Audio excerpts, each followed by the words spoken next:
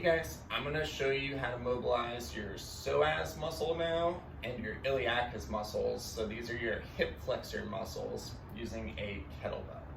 So we're going to position the kettlebell at a 45-degree angle here, and we're aiming to get the kettlebell just to the inside of the pelvis.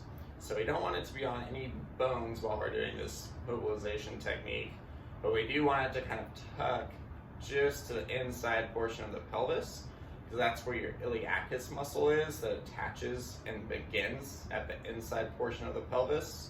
And then your psoas muscle, which actually starts in your lumbar spine, that comes down and then starts to blend with that iliacus muscle. And that's where you'll hear the term iliopsoas, where these muscles kind of come together and they have that common insertion point onto the lesser trochanter of the femur, which is the inner portion of the femur on the leg here.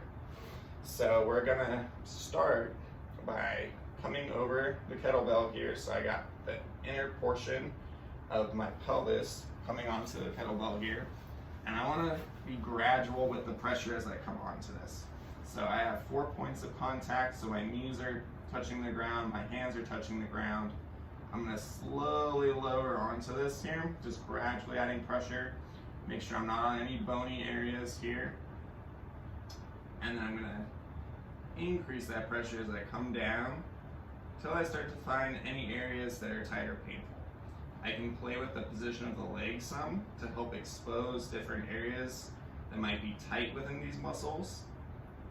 And then once I find an area that's tight or painful, I can then start to do some deep breathing. So big breath in, hold my breath for a few seconds, think about tensing the muscles around this area that we're mobilizing, exhaling, and then trying to sink a little bit deeper onto these muscles.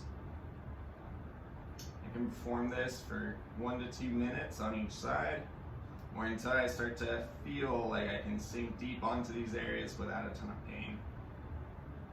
Always be sure when you're doing this, you're not getting any numbness or tingling. You feel safe while you're doing this, and then you can take a nice deep breath in and out as you're mobilizing